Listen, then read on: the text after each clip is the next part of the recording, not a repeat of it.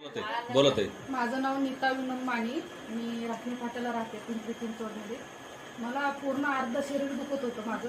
म्हणजे मला रात्री झोप नव्हती लागत, कारण मी असं वरती मुलाला उभा करायची, तेव्हा कधी झोप लागली तरी पण मी असं म्हणजे भिंतीला डोकं देऊन झोपायचे. मी रात्र रडत बसायचे. माझे मिस्टर पण कंटाळून घेते, सगळे म्हणजे घरचे सगळेच कंटाळून घेते मला. पण मॅडमनी मला सांगितलं, मला पूर्ण रिझल्ट आला म्हणून मी सगळ्याला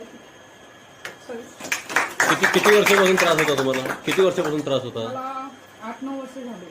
कारण मी डोक्यात मला कुठं काय सांगते, मी तिथं सगळं केलं. मला डोक्यात इंजेक्शन दिलं पूर्ण, म्हणजे असं मी कुठं काय सांगते तिथं जाऊन सगळं केलं, पण मला रिझल्ट आला नव्हता. परत मला नाकाचं डी वाय पाटीलला सांगितलं की नाकाचं ऑपरेशन करावं लागतं.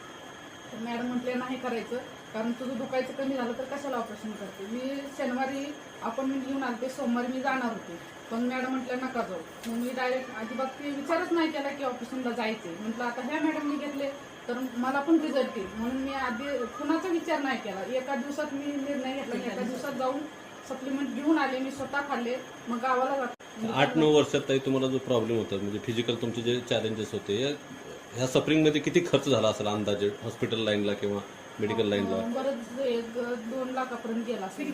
आणि ह्या सप्लिमेंट किती हजारच्या घेतल्या तुम्ही? मी 6 नाही तर 7,000 पर्यंत, म्हणजे आतापर्यंत. आणि किती महिने झाले खाताय?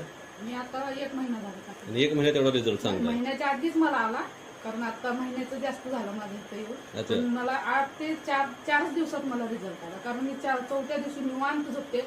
आता सकाळी रात्री 12-1 वाजता झोपते, सकाळी 7 वाजता तर उठून बसते, सगळं कामावरते. माझे मिस्टर एवढं त्यांना हे वाटायचे की मला कंटाळा आला म्हणायचे. ते सासू-सासरे पण कंटाळले, तिचं काय सारखं हेच असते. मी किती बी काम करायचे पण मला होत नव्हते ते. पण आता इथं मी म्हटलं मला करायचंच आहे, म्हणून मी सगळं पूर्ण म्हणजे डोक्यात काढून टाकलं. मला रिझल्ट आला तर दुसऱ्यांचं पण चांगलं करायचं असं मला वाटतं.